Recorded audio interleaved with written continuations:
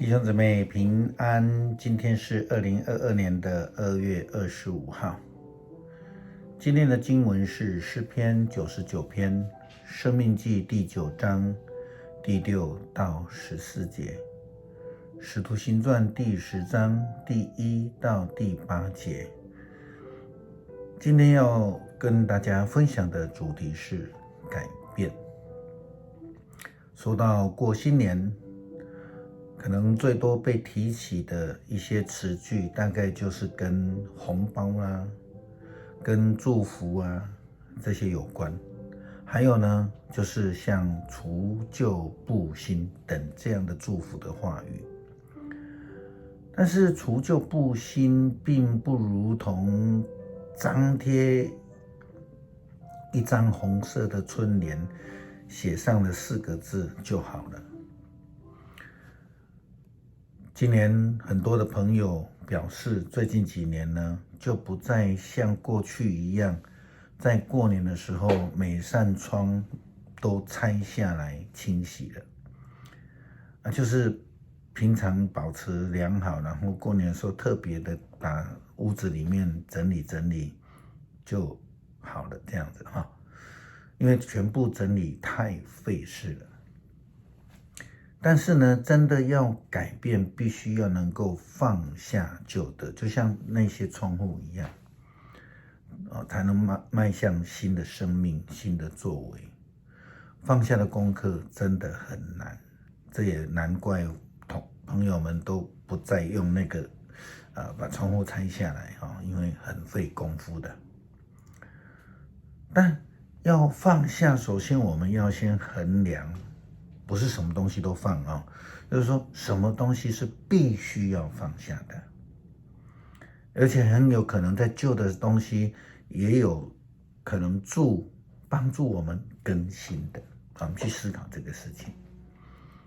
就信仰而言，我们的生命其实不是自己改变来的，而是被改变来的。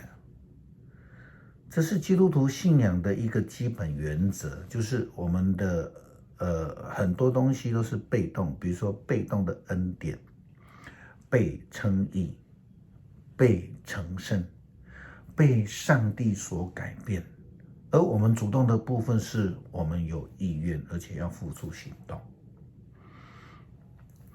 出埃及的以色列人，他们不愿意被上帝所改变，虽然他们有行动跟随了上帝，即便是他们经历了过红海的神迹，他们也见证了法老王跟他的精锐部队被这个红海所淹没。但是当摩西上了何烈山，就是西乃山，去领受上帝诫命的时候，他们耐不住，他们选择了走回头路，去敬拜埃及的偶像神明。因此他们激怒了带领他们出埃及的上帝。摩西这样子告诉以色列人，他们曾经在何烈山下得罪了上帝。经文说，不可忘记你们曾经在旷野激怒了上主，自从你们离开埃及那天到现在，你们不断的背叛他，甚至在何烈山，你们也激怒了他，使他几乎把你们消灭了。那时候我上山去接受约的石板，那上面写着上帝与你们立的约。我在山上停留40昼夜，没有吃，没有喝。后来上主把这2块石板交给我，这2块石板上有他亲自用指头写下的话，是你们聚集那一天，他从山上从火焰中说过的一切话。过了40昼夜，上主把写了约的2块石板交给我。接着上主告诉我，你要赶快下山，因为从埃及领出来的人民犯罪，背弃了我。他们已经偏离了我命令他们走的道路，为自己铸造了偶像。上主又告诉我，我知道这人民非常顽固，我要消灭他们，使人不再记得他们。你不要阻止我，我要立你做一国的父，你的国要比他们的强大。虽然以色列人已经领受了上帝的恩典，也脱离了在埃及做奴隶的这个生活，但是他们仍然没有改变，更进一步说是不愿意被改变。或许应该这么说，他们不愿意在离开埃及的管辖之后，又进入另外一个诫命的管束吧。很多现代人，很多基督徒都说，信仰不要受管束，信仰是自由的。真的是这样子吗？但是事实上，自由并非没有限度，我们要记得这件事情。在西乃山下的以色列人民，就是因为太过于自由，他们一旦不见了他们的领导人，自己就胡乱胡作非为这样子真正想要改变自己，就必须要能够放下自己的自由，跟随上帝的旨意、诫命引导。其实摩西就是这样改变了他自己，他领受了上帝的呼召，去带领在埃及为奴的以色列人。摩西告诉以色列人，他在山上40日夜，为的是领受上帝的诫命，来带领以色列人，使他们蒙福。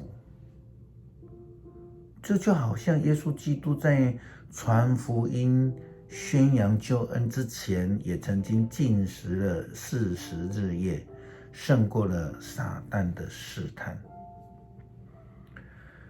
出埃及的以色列人应该如此的被改变，像摩西、像耶稣一样。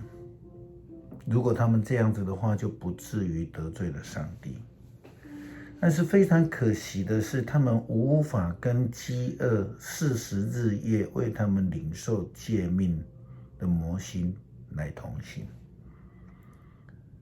我们反观在新约的初代教会开始被建立的时候，看到彼得跟使徒们，他们就是这样子他们最终放下了自己的坚持，放下了自己要面对他们的老师耶稣被抓、被钉死了的害怕，他们要放下自己的价值观，因为这样子他们就能够领受圣灵的充满以及引导。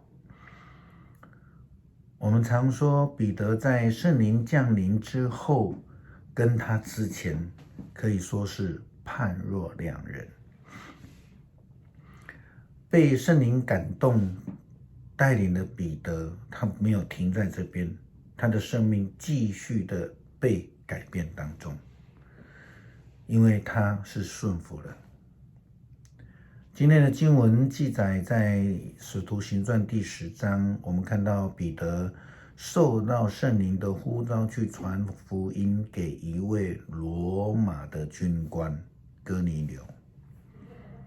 彼得就是被圣灵启示感动，然后做了一件他过去不可能做的事情，就是去到这一位外邦人的家里面，去为这一位统治他们的罗马军官祷告，传福音给他。因为彼得自己改变了，不但自己得到益处，也更能够成为上帝所差遣福音的使者，使人得益处，使人蒙福。这让我们想到上帝呼召亚伯拉罕的时候这样子说道：耶和华对亚伯兰说，你要离开本地本族父家，往我所要指示你的地方去。我必叫你成为大国，我必赐福给你，叫你的名为大，你也要叫别人得福。为你祝福的，我必赐福于他；那咒诅你的，我必咒诅他。地上的万族都要因你而得福。是的，改变，离开原来的地方样式，是让我们蒙福，也是要成为别人的祝福。诗篇99篇，上主掌权，万民站立。他坐在基路伯宝座上，大地震动。上主在锡安有大有威严。他超越天下万国，万民要颂赞他伟大尊严的名。他神圣庄严，他大能的王啊！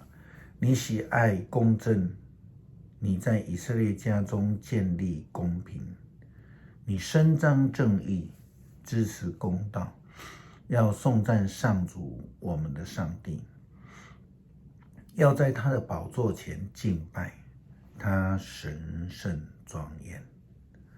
摩西和亚伦是他的祭司，撒母耳是求告他的人，他们祈求上主，他回应了。他从云柱中向他们说话，他们服从他所颁赐的法律诫命。上主我们的上帝呀，你答应你的子民，虽然你惩罚他们的罪过，但你指示他们，你是宽恕的上帝。在颂赞上主我们的上帝，要在他的圣山上敬拜他。上主我们的上帝神圣庄严。恳求主改变我们，使我们不再坚持己见，愿意跟随你的脚踪，遵行主你的旨意。求主让我们蒙恩得福，也同时领受你的呼召，成为别人的祝福。祷告是奉耶稣基督的名求，阿们。